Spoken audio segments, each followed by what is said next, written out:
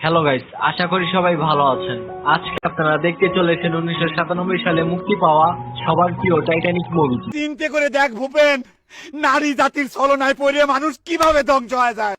তো মুভির শুরুতে আমরা একটা জিনিস জানতে পারি যে টাইটানিক জাহাজটি 1912 সালে 15 এপ্রিল রাতে সমুদ্রে ডুবে যায়। এখন এই ঘটনার 84 বছর পর টাইটানিককে আবারও সমুদ্রে খোঁজা হচ্ছে। তার কারণ হলো জাহাজের ভিতরে একটা অনেক দামি হীরা ছিল, যার নাম হলো হার্ট অফ দ্য ওশান। তাই ওই হীরাটি খুঁজতে সমুদ্রে একটা দল চলে যায়। এবার অনেকক্ষণ খোঁজাখুঁজির পর ওরা একটা সিন্দুক খুঁজে পায় সমুদ্রের মধ্যে, যা দেখে সবাই অনেক খুশি হয়। কিন্তু সিন্দুকটাকে উপরে এনে খোলার পর দেখা যায় ভিতরে কিছুই নেই, রয়েছে অল্প কিছু টাকা আর ছবিতে বড় একটি ফাইল।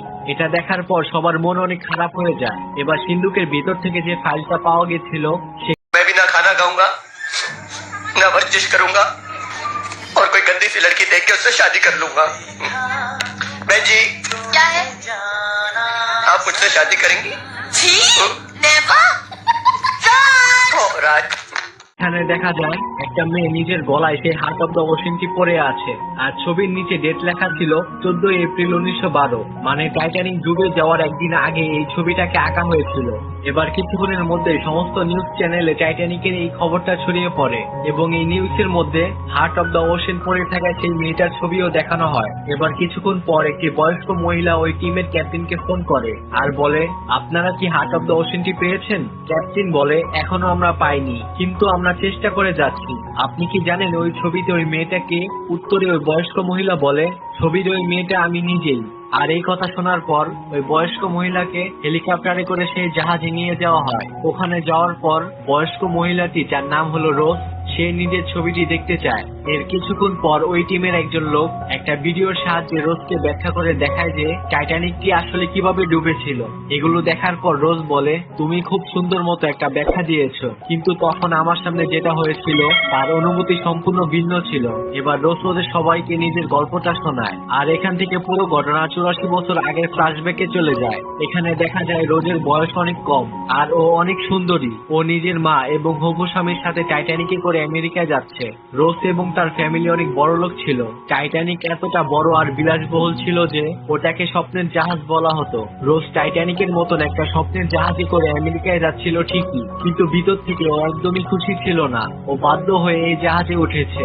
আর অন্যদিকে এই গল্পের প্রধান চরিত্র জ্যাককে দেখানো হয়। এখানে জ্যাক আর তার বন্ধু এক জায়গায় জুয়া খেলছে। জ্যাকের কাছে বেশি টাকা ছিল না, তাই এখানে জুয়া খেলে ও আর ওর বন্ধু টাইটানিকের 2টো টিকিট জিতে নেয়। আর বাকিদের মতো ওরাও টাইটানিকে নিজেদের যাত্রা শুরু করে।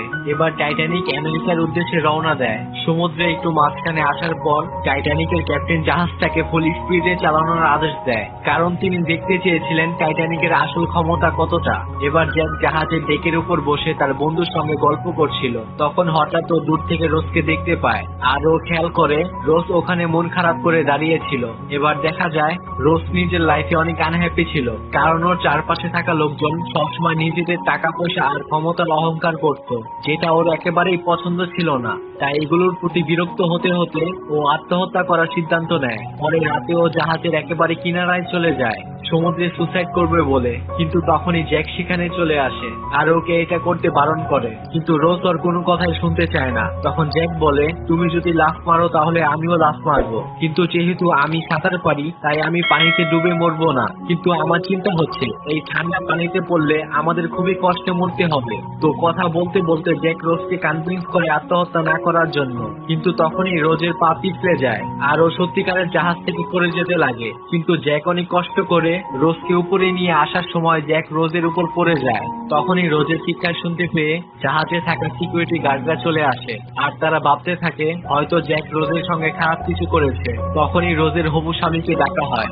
যে কিনা এসে জ্যাককে গালাগালি করতে থাকে। তখন রোজ সবাইকে বলে, এটা একটা অ্যাক্সিডেন্ট ছিল, আসলে আমি জাহাজের কিনারায় সমুদ্র দেখছিলাম। তখনই হঠাৎ করে আমার পা পিছলে যায় আর জ্যাক এসে আমার জান বাঁচায়। তো এগুলো শুনে রোজের স্বামী জ্যাককে 20 টাকা দেয়। তখন রোজ বলে, আমার জীবনের দাম কি মাত্র 20 টাকা? তখনও জ্যাককে পরের দিন নিজেদের সঙ্গে ডিনার করার প্রস্তাব দেয়। তো এই ঘটনার পরের দিন সকালে রোজ জ্যাকের সঙ্গে দেখা করতে যায়, আগের দিন রাতের ঘটনার জন্য ওকে ধন্যবাদ জানাতে। এখানে জ্যাকের সঙ্গে কথা বলতে বলতে বলতে রোজ জানতে পারে যে ও খুব সুন্দর ছবি আঁকতে পারে, আর ও এত গরিব হওয়া সত্ত্বেও পৃথিবীর অনেক দেশেই ওর ঘোরা হয়ে গেছে। জ্যাক নিজের লাইফের প্রতিটা মুহূর্ত অনেক এনজয় করে, যা দেখে রোজ অনেক খুশি হয়। তো জ্যাক আর রোজ যখন নিজেদের মধ্যে কথা বলছিল, তখন রোজের মা তার বান্ধবীদের সঙ্গে এখানে চলে আসে।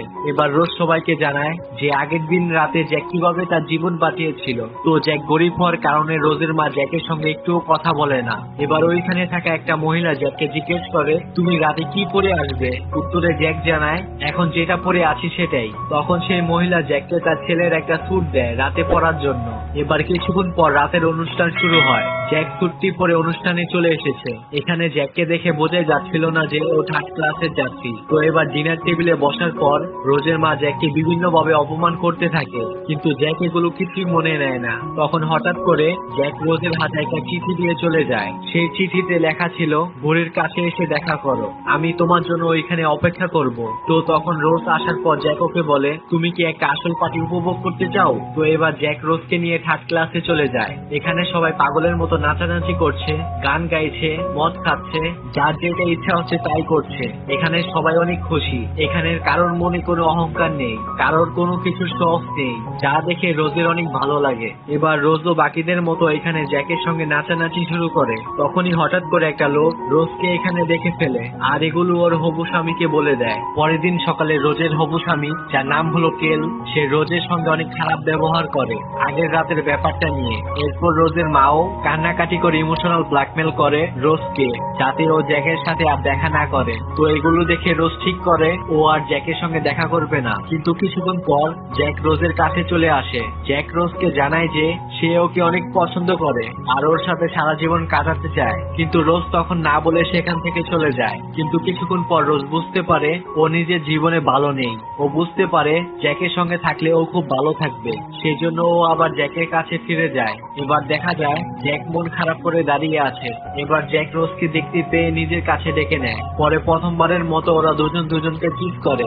এরপর রোজ জ্যাককে নিজের রুমে নিয়ে যায়। এখানে ও জ্যাককে হার্ট অফ দ্য ওশেনটি দেখায়। এবার রোজ জ্যাককে বলে, তুমি আমার একটা ছবি এঁকে দাও এই হাড় পরা অবস্থায়। এবার দেখা যায় রোজ শুধু হাঁটতি পরে সোফায় শুয়ে আছে আর জ্যাক ওর ছবি আঁকছে। এটা সেই ছবিটা ছিল যেটা 84 বছর পর ওরা সমুদ্রের তলায় খুঁজে পায়। ছবি আঁকার পর রোজ তার হবু স্বামী ক্যালের জন্য একটা চিঠি লিখে রাখে আর জ্যাককে বলে, তুমি এই হাড়টি লকারে রেখে দাও। জ্যাক হীরাটি লকারে রেখে ওরা দুজন সেখান থেকে চলে যায়। পরে ক্যাল যখন ওই রুমে আসে তখন ও রোজের ছবিটা দেখতে পায় আর তার সাথে একটা চিঠিও পায়, যাতে লেখা ছিল, এখন তুমি চাইলে আমাকে লকারে বন্ধ করে রাখতে পারো। এদিকে জ্যাক আর রোজ জাহাজের উপর এক কিনারায় কথা বলছিল।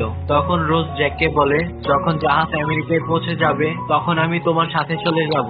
এদিকে টাইটানিক তার ফুল স্পিডে যাচ্ছে আর তখনই হঠাৎ সামনে একটা বড় বরফের পাহাড় দেখতে পাওয়া যায়, যা দেখে কিছু কর্মী সাইরেন বাজিয়ে দেয় আর জাহাজের সবগুলো ইঞ্জিন সাথে সাথে রিভার্সে চালানো শুরু করে। কিন্তু এতে কোনো কাজ হয় না, টাইটানিকের গতি একটুও কমে না। আসলে টাইটানিক এতটাই বড় একটা জাহাজ ছিল যে ওইটাকে দাঁড় করানো বা ঘোরানো অনেক কঠিন ছিল। এবার বরফের পাহাড়ের একেবারে কাছাকাছি আসার পর আস্তে আস্তে টাইটানিক বাঁ দিকে ঘোরা শুরু করে, কিন্তু এত কিছুর পরেও টাইটানিকের সামনের দিকে নিচের অংশ বরফের সাথে ঘষা খায়, যার ফলে টাইটানিকের ভিতরে পানি ঢুকতে শুরু করে। কিন্তু যখন এই কাহিনীটা হচ্ছিল তখন জ্যাক আর রোজ উপরেই ছিল। তখন ওরা পুরো ঘটনাটাই দেখতে পেয়েছে আর তার সাথে বুঝে গেছিল সামনে কি হতে চলেছে। তাই তারা দুজন মিলে রোজের মা আর কেলকে সাবধান করতে যায়। ওরা দুজন যখন রুমের ভিতরে ঢুকে তখন দেখা যায় সেখানে পুলিশ দাঁড়িয়ে আছে।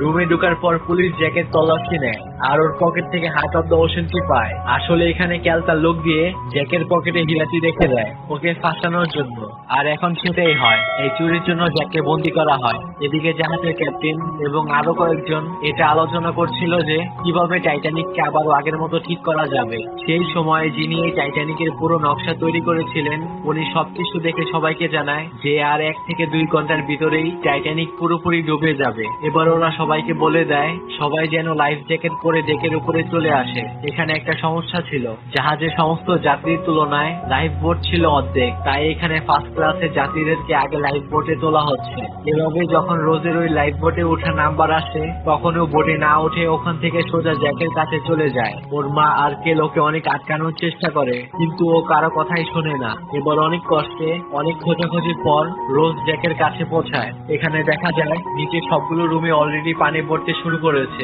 জ্যাকের হাতে হাত করা পরিয়ে ওকে একটা মোটা পাইপের সঙ্গে আটকে রাখা হয়েছে। আর রোজ এখানে অনেক চেষ্টা করেও চাবি খুঁজে পায় না। অনেক খোঁজাখুঁজির পর ও একটা কুড়াল খুঁজে পায়, আর এটা দিয়ে ও জ্যাকের হাত করা কেটে দেয়। এবার এখান থেকে উপরে ওঠার পর ওরা দেখতে পায় অধিকাংশ মানুষের মৃত্যুর ভয়ে কান্নাকাটি করছে। তখন ওরা জানতে পারে জাহাজের অন্যদিকে এখনো 2টা লাইফ বোট আছে। আর ওখানে যাওয়ার পর ওরা জানতে পারে ওই বোটে শুধু মহিলা আর বাচ্চাদেরকে নেওয়া হবে। এবার জ্যাক রোজকে বোটে উঠে যেতে বলে, কিন্তু রোজ জ্যাককে ছাড়া একেবারেই যেতে চাচ্ছিল না। তখন ওইখানে হঠাৎ জাল চলে আসে, আর ও রোজকে বলে, তুমি এই বোটে উঠে যাও, আমি জ্যাককে নিয়ে পরের বোটে উঠে যাব। আর এরপর ও নিজের জ্যাকেটটা রোজকে পরিয়ে দেয়, যার ভিতরে ছিল হার্ট অফ দ্য ওশেন। এবার ওদের কথা শুনে রোজ বোটে উঠে যায়। তো যখন বোট থেকে নিচে নামানো হচ্ছিল, তখন হঠাৎ করে রোজ আবারও জাহাজে চলে আসে, কারণ রোজ ক্যালকে একদমই বিশ্বাস করতে পারছিল না। এবার জ্যাক রোজের কাছে গিয়ে ওকে জড়িয়ে ধরে। ক্যাল উপরে দাঁড়িয়ে এগুলো দেখছিল, আর ওদের দুজনকে একসাথে দেখে ও জ্যাকের উপর বন্দুক দিয়ে হামলা শুরু করে দেয়, কিন্তু তারা কোনো রকমে ক্যালের হাত থেকে পালিয়ে যায়। অপরদিকে জাহাজে অনেকটা অংশ এতক্ষণে পানিতে ডুবে গেছে। জ্যাক আর রোজ উপরে আসার পর দেখতে পায় জাহাজে আর কোনো লাইফ বোট বাকি নেই। শেষ লাইফ বোটে ক্যাল কোনো রকমে নিজের জায়গা করে নেয়। জ্যাক রোজকে নিয়ে জাহাজের একদম পিছনের দিকে চলে যায়, আর বাকিরা পাগলের মতো দৌড়াদৌড়ি করছে। অনেক লোকজন তখন পানিতে পড়ে গেছে আর নিজেদেরকে বাঁচানোর চেষ্টা করছে। তখনই হঠাৎ করে আস্তে আস্তে টাইটানিকটি মাঝখান থেকে দুভাগ হয়ে যায়। জাহাজের সামনের দিকে বেশি পানি ঢোকার কারণে ওই অংশটা আগে ভেঙে ডুবে যায়। জাহাজ দুভাগ হওয়ার পর পিছনের অংশটা আরো 2 মিনিট বাঁচতে থাকে। জ্যাক আর রোজ জাহাজের ওই পিছের অংশে ছিল, কিন্তু কিছুক্ষণের মধ্যেই পিছনের অংশটিও ডুবে যায়, যার কারণে জ্যাক আর রোজও বাকিদের মতো পানিতে ডুবতে থাকে। পানির তাপমাত্রা অনেক ঠান্ডা হওয়ার কারণে অধিকাংশ মানুষে মারা যেতে শুরু করেছে। কিন্তু তখন হঠাৎ করে জ্যাক কাঠের একটা দরজা পায়, আর রোজকে এনে ওর উপরে তুলে দেয়। দরজাটা ছোট হওয়ার কারণে জ্যাক ওইখানে উঠতে পারছিল না, তাই রোজকে উপরে দিয়ে জ্যাক পানিতেই থেকে যায়। অপরদিকে একটা লাইফ বোট খালি করে উর্মিলা বাকিদেরকে বাঁচাতে এখানে চলে আসে, কিন্তু বোটটি এখানে ফিরে আসতে আসতে এখানে অধিকাংশ মানুষ মারা গিয়েছে। এদিকে দেখা যায় জ্যাকের অবস্থা অনেক খারাপ। ও কোনো রকমে রোজকে খালি সান্ত্বনা দিচ্ছে। এবার কিছুক্ষণ পর এখানে লাইফ বোটটি চলে আসে। ওরা সব দিকে দেখতে থাকে কেউ কি এখনো বেঁচে আছে কিনা। সেফটি বোট দেখতে পেয়ে রোজ জ্যাককে ডাকতে থাকে, কিন্তু এতক্ষণে জ্যাক মারা গেছে। তো এবার জ্যাক মারা গেছে দেখার পর রোজ ঠিক করে ও আর ফিরবে না। রোজও জ্যাকের জন্য নিজের প্রাণ দিয়ে দিবে, কিন্তু কিছুক্ষণ পর ওর মনে পড়ে ও জ্যাকে একটা ওয়াদা করেছিল যে ও বেঁচে থাকবে। তাই রোজ তখন অনেক কষ্টে জ্যাকের হাতটা ছেড়ে দেয়, আর জ্যাক আস্তে আস্তে পানিতে হারিয়ে যায়। এবার রোজ পাশে একটা মরা ব্যক্তির কাছ থেকে বাঁশি নিয়ে বাজানো শুরু করে। বাঁশির আওয়াজ শুনে ওরা রোজকে এখান থেকে বাঁচিয়ে নেয়। এবার যারা বেঁচে ছিল তাদের সবাইকে একটা অন্য জাহাজে নিয়ে যাওয়া হয়, আর ক্যাল ওই জাহাজে রোজকে খোঁজাখুঁজি করে, কিন্তু রোজ নিজেকে সবার থেকে লুকিয়ে রাখে। এবার রোজ যখন পকেটে হাত দেয় তখন ও হীরাটি খুঁজে পায়, কিন্তু রোজ যাদেরকে এই গল্পটা বলছিল তাদেরকে ও এটা জানায় না যে হার্ট অফ দ্য ওশেনটি এখনো ওর কাছেই আছে। এবার এই গল্পটা শোনার পর সবার খুব মন খারাপ হয়ে যায়, কারণ টাইটানিক সম্পর্কে এত কিছু ওরা কেউই জানতো না। আর সেদিন রাতে রোজ জাহাজের কাছে গিয়ে সমুদ্রের মধ্যে সেই হার্ট অফ দ্য ওশেনটি ফেলে দেয়। এবার দেখা যায় রোজ চোখ বন্ধ করে শুয়ে আছে, আর ও মনে মনে 84 বছর আগের সেই টাইটানিকে আবারও চলে গেছে। সেখানে ও সবাইকে দেখতে পায়, সবাই রোজের জন্য অপেক্ষা করছে, আর ওই গড়ির সামনে জ্যাক দাঁড়িয়ে আছে। ও জ্যাকের কাছে গিয়ে ওকে কিস করে, আর এটা দেখে সবাই অনেক খুশি হয় আর হাততালি দিতে থাকে। আর এইখানেই এই অসাধারণ সিনেমাটি শেষ হয়। তো ভিডিওটি কেমন লেগেছে আপনাদের তা অবশ্যই কমেন্ট বক্সে জানাবেন। ধন্যবাদ সবাইকে।